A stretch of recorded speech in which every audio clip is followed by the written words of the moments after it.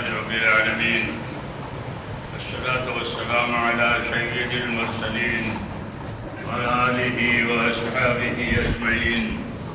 اللهم اجعلنا نبينا محمدا صلى الله عليه وسلم بما هو أهله، واجزي الأنبياء كلهم خيرا، وسلام على المرسلين والحمد لله رب العالمين.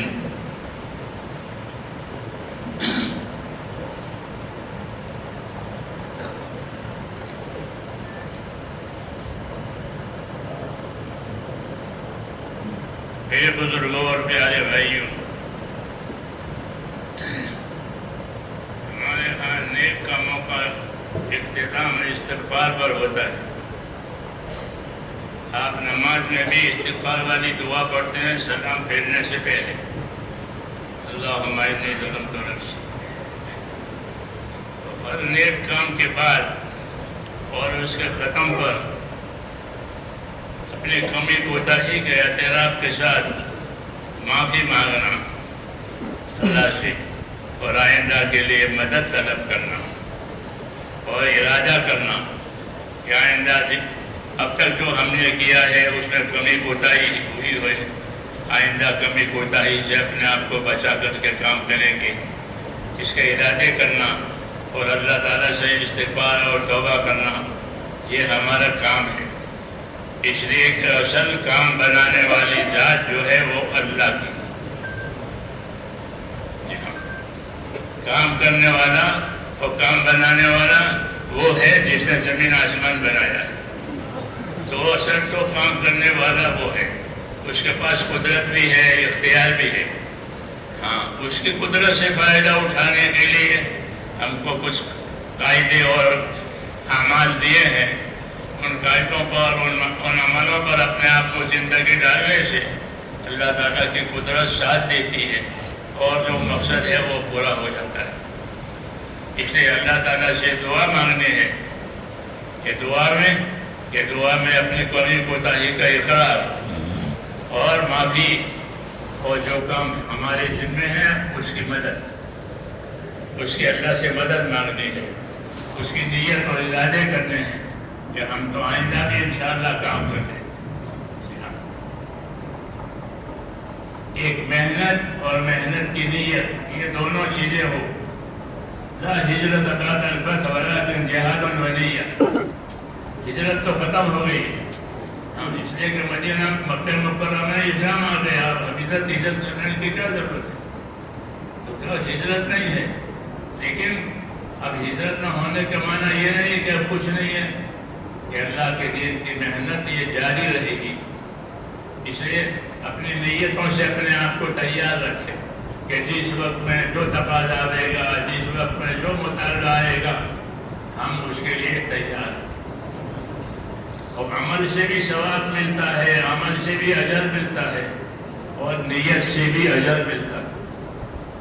آدمی میں نیت ہوتی ہے لیکن کوئی عذر آ گیا، لاچاری آ گئی، نہیں کر سکا، تو اللہ تعالیٰ اس کی نیت پر اس کو دیں گے، اور لوگ قیامت میں اپنی نیتوں پر اٹھیں گے. ہاں، اپنی نیتوں پر اٹھیں گے. تو اس لیے اپنی نیتیں بھی اچھی بنانی ہیں اور ارادے پکے رکھنے ہیں کہ جب تک اللہ تعالیٰ صحیح سلامت رکھے، بات توفیق رکھے، اپنے آپ کو اپنے دین پر قائم رکھنے کے ارادے کے ساتھ رہیں.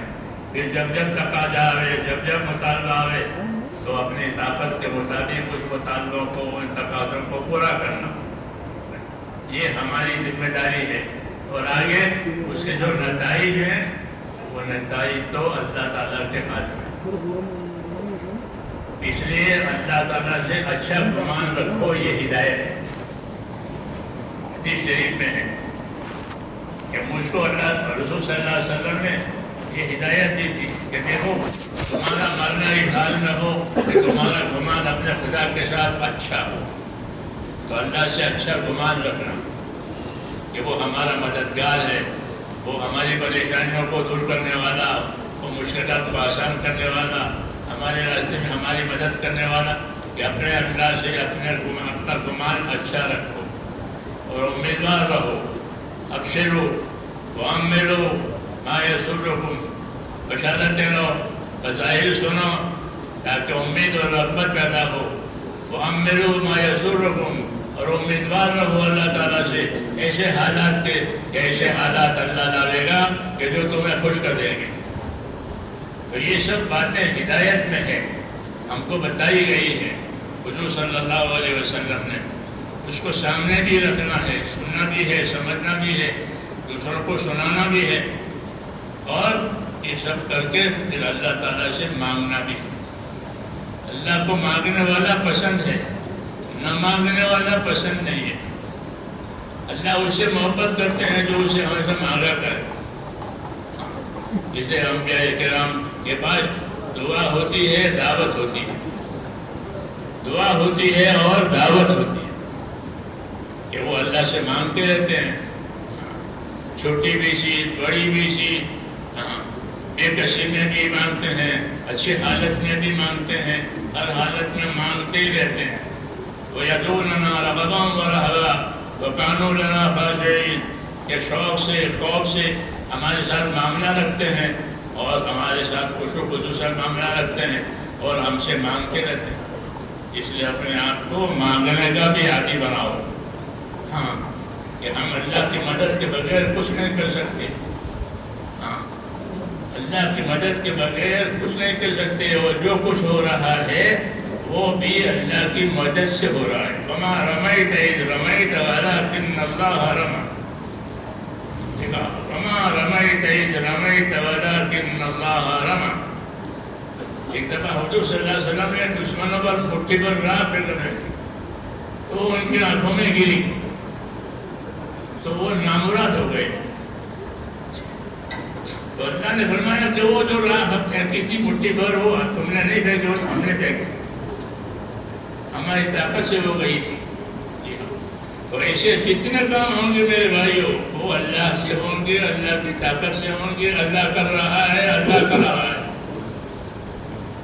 ہاں، کسی کا کوئی دخل نہیں. اللہ کی خدائی میں، خدا کی خدائی میں کوئی شریک نہیں ہے. اس لیے یہی گمان ہے کہ جو کچھ ہو رہا ہے کہ وہ اللہ سے ہو رہا ہے اور اللہ سے ہی ہوگا اور اللہ ہی کرے گا. ہاں، اس لیے مسلمان اور ایمان والا جو ہے اللہ سے امیدوار رکھتا ہے. ہاں، وہ ہمیشہ اللہ سے امید رکھتا ہے، اللہ سے اچھا گمان رکھتا ہے. اس لیے ہمیں بھی اللہ سے اچھا گمان رکھنا ہے، امید رکھنی ہے اور اپنی ذمہ داری پوری کرنی ہے. اگر یہ ہو گیا تو پھر معاملہ صاف ہے. اس لیے سارے مذاکرے ہوتے ہیں یہ، اور باتیں سنائی جاتی ہیں. تو باتیں سننی بھی ہے اور اس کو اپنی زندگی میں لانی. وَلَوْ أَنَّهُمْ فَعَلُوا مَا يُوعَظُونَ بِهِ لَكَانَ خَيْرًا لَهُمْ وَأَشَدَّ تَثْبِيتًا. کہ جو باتیں نصیحت کی گئی ہے اگر یہ پر عمل کریں تو یہ ان کے لیے بہت ہی بہتر ہے. لَكَانَ خَيْرًا لَهُمْ وَأَشَدَّ تَثْبِيتًا وَإِذًا لَّآتَيْنَاهُم مِّن لَّدُنَّا أَجْرًا عَظِيمًا وَلَهَدَيْنَاهُم صِرَاطًا مُّسْتَقِيمًا. یہ بڑے بڑے بات ہیں کہ جن باتوں کی ان کو نصیحت کی گئی ہے اگر یہ نصیحتوں پر عمل کریں تو لَكَانَ خَيْرًا لَهُمْ. یہ اجمال ہے کہ ان کے لیے بہت بہتر ہے. وَإِذًا لَّآتَيْنَاهُم مِّن لَّدُنَّا أَجْرًا عَظِيمًا. ہم اپنے پاس سے اجر عظیم بھی دیں گے. وَلَهَدَيْنَاهُم صِرَاطًا مُّسْتَقِيمًا. اور ہدایت بھی سیدھے راستے کی بھی دیں گے. وَمَن يُطِعِ اللَّهَ وَالرَّسُولَ فَأُولَٰئِكَ مَعَ الَّذِينَ أَنْعَمَ اللَّهُ عَلَيْهِم مِّنَ النَّبِيِّينَ وَالصِّدِّيقِينَ وَالشُّهَدَاءِ وَالصَّالِحِينَ وَحَسُنَ أُولَٰئِكَ رَفِيقًا. ذَٰلِكَ الْفَضْلُ مِنَ اللَّهِ وَكَفَىٰ بِاللَّهِ عَلِيمًا. بڑے بڑے انعامات ان آیتوں میں کیے ہیں، بڑے بڑے انعامات اللہ تعالیٰ نے. ان باتوں پر عمل کرنے سے ہم ان کو ہدایت دیں گے، ان کے قدموں کو جما دیں گے اور آخر تک کی بات کہی ہے. اس لیے میرے بھائیو اللہ سے بہت امید رکھنی چاہیے. کوئی نا امید نہ بنے، کوئی نا امید نہ بنے. کتنا ہی گنہگار ہو، کتنی کوتاہی ہو گئی ہو، کوئی نا امید نہ بنے. اللہ کا دربار بہت بڑا ہے.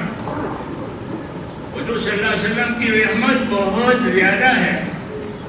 وَلَسَوْفَ يُؤْتِيكَ رَبُّكَ فَتَرْضَىٰ. آیت اتری دعا میں کہ محمد تو اللہ وہ چیز دے گا کہ محمد راضی ہو جائے گا.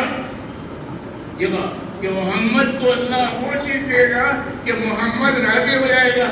فرمایا محمد راضی نہیں ہونے کا جب تک کہ ایک ایک بندہ دوزخ میں سے نکل کر جنت میں نہ چلا جائے، کہ اس وقت تک محمد راضی نہیں ہوگا جب تک کہ ایک ایک بندہ ہماری امت کا دوزخ میں سے نکل کر جنت میں نہ چلا جائے. تو حضور صلی اللہ علیہ وسلم نے بڑے بڑے کام ہمارے لیے کیے ہیں، بڑی بڑی چیزیں کی ہیں، اللہ سے معاملہ کیا ہے کہ محمد راضی نہیں ہوگا، اللہ راضی کر رہے ہیں. محمد راضی نہیں ہوگا جب تک کہ ایک ایک امتی جہنم میں سے نکل کر جنت میں نہ چلے گا. میرے بھائی ہمارے اوپر تو حضور صلی اللہ علیہ وسلم کے بہت احسانات ہیں، لیکن کون پڑھے کون سیکھے؟ کچھ نہیں، فتنہ ہو. خالی سب کی فتنے سے فتنے کرتا. علم و ذکر کو اسی لیے اس کے ساتھ لگایا ہے کہ سب کے پیچھے اور دانا بھی ہو، آٹا بھی ہو، علم و ذکر بھی ہو. تو علم و ذکر کے ساتھ تبلیغ ہے، وہ علم بھی نہیں ہے، ذکر بھی نہیں ہے، تو شرکت بھی رہی ہے. ورنہ 100 سال ہوئے تبلیغ کو.